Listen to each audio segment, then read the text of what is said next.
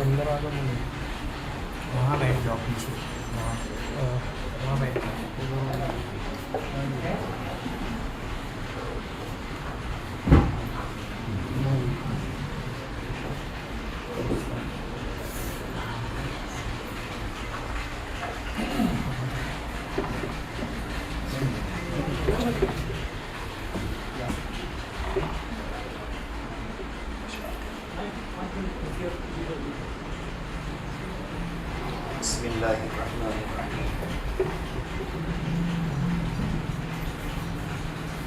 خیر الناس من ينفع الناس۔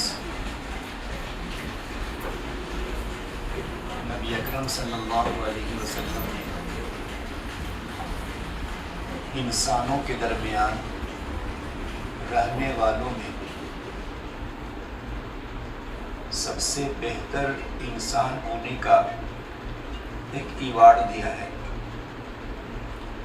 کہ انسانیت کا سب سے بہترین ایوارڈ یہ ہے کہ اس سے دوسرے کو نفع، فائدہ، سہولت پہنچے۔ جس کی جو استعداد اور صلاحیت اللہ نے رکھی ہے، اپنی اس استعداد و صلاحیت کے مطابق اللہ کے بندوں کو، اللہ کی مخلوق کو فائدہ پہنچائے۔ یہ فائدہ پہنچانا ایک بڑی عبادت ہے اور خدمت خلق ہے۔ تاریخ اور ہسٹری میں ایسے بہت سے اللہ کے بندوں کا نام ملتا ہے جن کو اللہ نے بڑے اونچے اونچے منصب، اونچے اونچے مقامات سے نوازا ہے، بڑے اونچے عہدے پر اللہ نے ان کو فائز کیا۔ مگر یہ جذبہ کہ مجھ سے ہر ایک کو فائدہ پہنچے، ہر قوم میں ہر گریڈ اور ہر طبقے کے لوگ ہوتے ہیں، مالدار و غریب بھی ہوتے ہیں، تعلیم یافتہ بے تعلیم بھی ہوتے ہیں، ڈسپلن رکھنے والے بھی ہوتے ہیں، اور ہر طرح کے دیہاتی بھی ہوتے ہیں۔ لیکن تاریخ ہمیں یہ بتاتی ہے کہ جن کو اللہ نے جتنا بڑا مقام، مرتبہ دیا، وہ مقام و مرتبہ تو رکھتے ہیں، مگر انسانوں کی سطح کو دیکھ کر، انسانوں کے لیول کو دیکھ کر، اپنی حیثیت کو بچاتے ہوئے نیچے اتر کر وہ خدمت خلق کا کام کرتے ہیں۔ ایک چھوٹی سی مثال ہے، حضرت سلمان فارسی رضی اللہ تعالیٰ عنہ، اللہ تعالیٰ نے ان کو ایک خاص پرسنالٹی بھی دیا تھا، عزت و وجاہت بھی اللہ نے عطا فرمائی تھی، اور پھر حضرت عمر فاروق کے زمانے میں مدائن جو شہر ہے وہاں کی گورنری مل گئی تھی۔ کہاں ملک ایران سے سفر کرتے کرتے مدینہ پہنچے، پھر اللہ تعالیٰ نے ان کو کیا مقام دیا، صحابہ میں ان کی عزت و مرتبت کتنی زیادہ تھی۔ خندق کے موقع پر وہ صحابہ چاہتے تھے کہ خندق کے موقع پر جو الگ الگ جماعتیاں گروپ بنائے گئے ہیں، تو ہر گروپ یہ چاہتا تھا کہ سلمان فارسی میرے ساتھ رہے، یعنی بڑی عجیب صلاحیت تھی ان کی۔ تو ملک مدائن علاقے مدائن کے گورنر بن گئے. اب ظاہر ہے کہ اس زمانے میں امیر المومنین کے بعد بھی سب سے بڑا جو مرتبہ ہو سکتا ہے وہ گورنری کا ہو سکتا ہے. جب وہ مدائن گئے تو اپنے آپ کو منصب کو باقی رکھا، کیونکہ منصب کے باقی رکھتے ہوئے کام نہیں ہو سکتا ہے. لیکن اس کے ساتھ ساتھ وہاں کے لوگوں کی جو سطح تھی بہت زیادہ اونچی نہیں تھی، بہت زیادہ تعلیم یافتہ لوگ نہیں تھے، بہت ڈسپلن کو فالو نہیں کرتے تھے. تو حضرت سلمان فارسی ایک گورنر ہونے کے باوجود ہر ایک کی سطح کے مطابق ان کی خدمت کرتے تھے. ایک دفعہ کسی چوراہے پہ کھڑے تھے تو ملک شام سیریا کا ایک تاجر بزنس مین اپنا سامان لے کر آیا. جس سواری پر آیا سواری والے نے کہا کہ بس یہیں تک ہمارا معاملہ آپ کے ساتھ ہے. کہ حضرت سلمان گورنر ہو کر بھی ایک ایسے انداز میں کھڑے تھے کہ اس بندے نے بلایا اور کہا بھائی ادھر آؤ، میرا سامان ذرا فلاں محلے پہنچا سکتے ہو؟ کہا پہنچا سکتا ہوں. حضرت سلمان نے دیکھا کہ یہ بندہ نہیں سمجھ پا رہا ہے کہ میں کون ہوں، لیکن اپنے منصب کو وہاں پر پیچھے رکھتے ہوئے ایک مسافر، ایک محتاج، ایک ضرورت مند جو سامان کو نہیں اٹھا سکتا ہے اور نہ جانتا ہے کہ یہ بندہ کون ہے، تو اپنا تعارف کرائے بغیر کہا کہ میں آپ کی خدمت کر سکتا ہوں. گورنر ہونے کے باوجود اس کے گڑھے، اس کے گٹھر کو اپنے سر پہ رکھ لیا. اب جیسے تھوڑا آگے بڑھے جہاں سے آبادی شروع ہوئی تو لوگ حیران کہ گورنر اس انداز میں جیسے یہ مزدور ہوں اور ویسا وہ بندہ لے کے جا رہا ہو. تو پیچھے سے کئی لوگوں نے اشارہ کیا تو سمجھ گیا، گھبرایا وہ اور معافی چاہنے لگا اور کہنے لگا بس اب کیجئے، مجھے اتار دیجئے، میں شرمندہ ہو رہا ہوں. لیکن حضرت سلمان فارسی اس بندے کی سطح سے اتر کر اس کی سطح پر آ کر اس کو فائدہ پہنچا رہے تھے. تو انہوں نے کہا کہ سنو، جس نیک کام کو ہم نے شروع کیا ہے، اب اس نیک کام کو جب تک میں اخیر تک نہیں کروں گا، اب میں نیک کام آدھے سے نہیں چھوڑوں گا. اب تو مجھے کچھ نہیں کہہ سکتے. چنانچہ ان کو وہاں تک پہنچا دیا.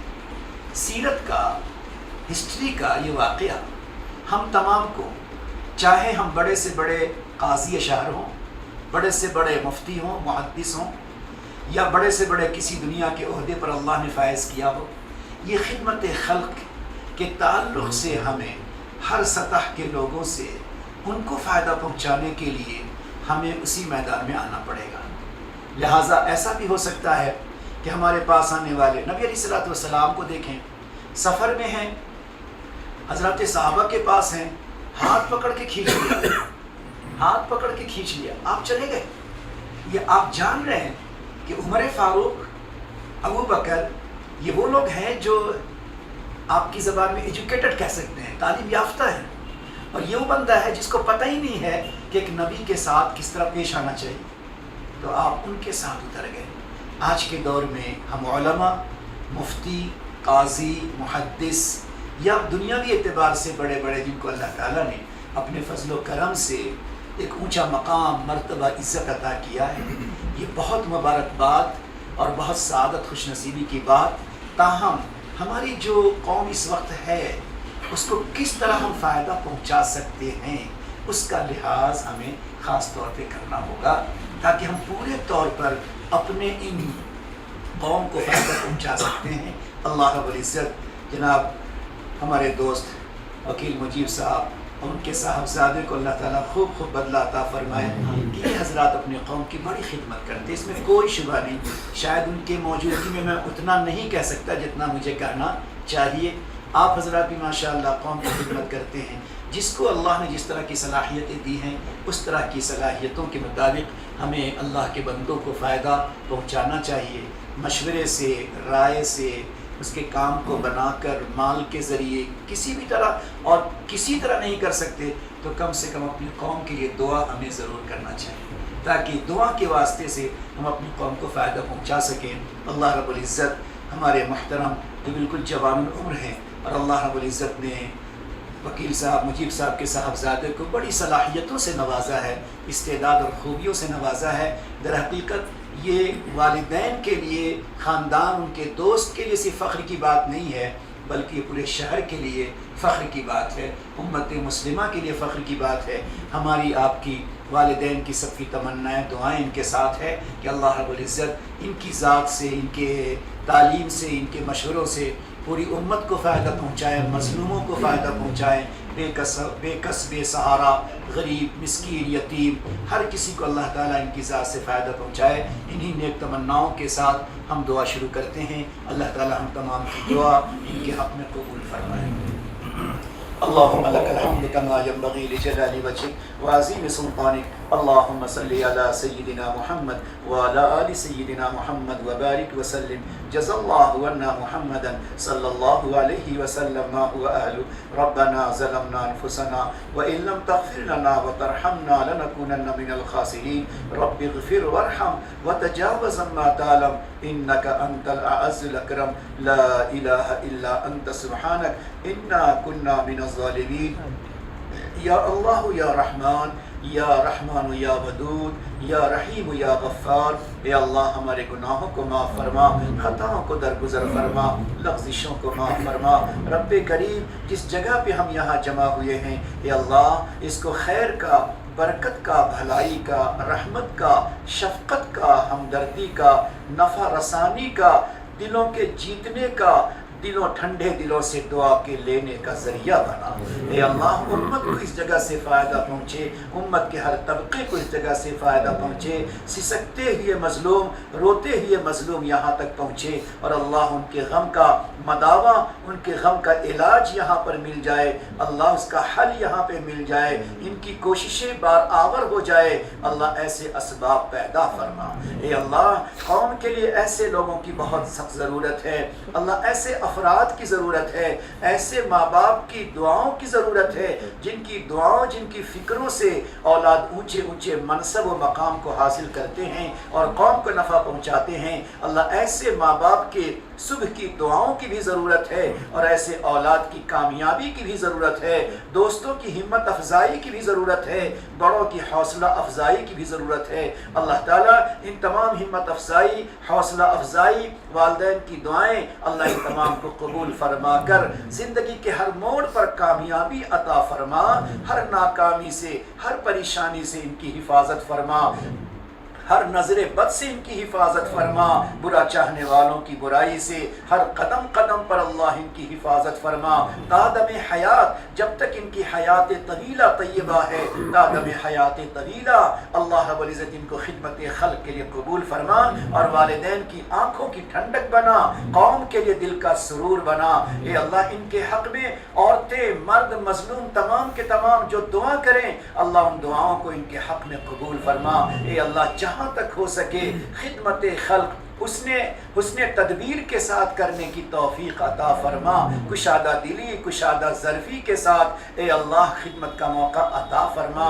مولا امام ابو حنیفہ رحمۃ اللہ علیہ، ان کے پاس دوپہر کے سونے کے ٹائم پر ایک بندہ آ گیا، دروازہ کھٹکھٹایا، کہنے لگا مجھے کچھ پوچھنا ہے۔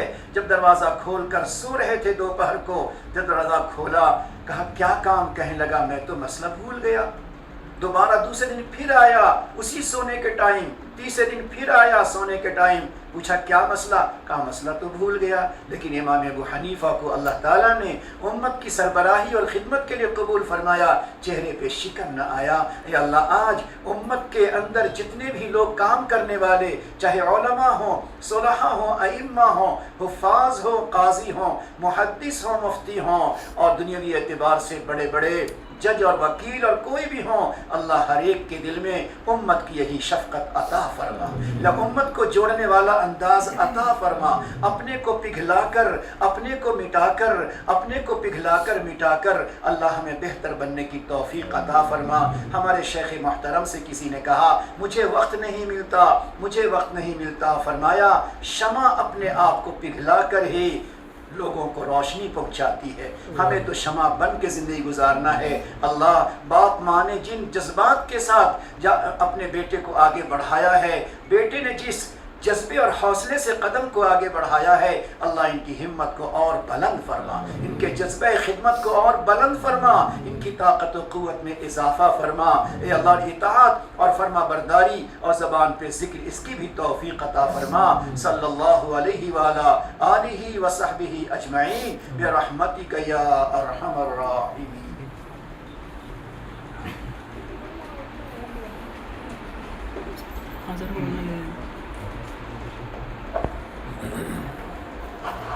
دینے والا کچھ ہے. چل دے تو تیرل بنا دیں. لے لو تو آگ دے.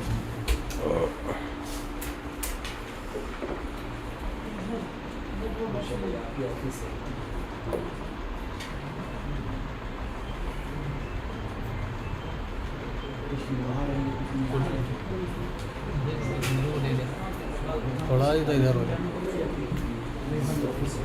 لے گیا تھوڑا ہی ضرور ایسے دیتے ہو ایسے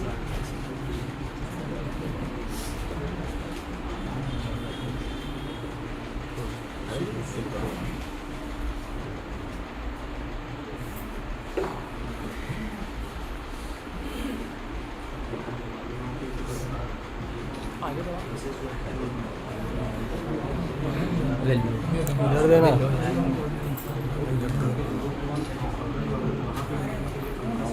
ہاں کھڑا دے نا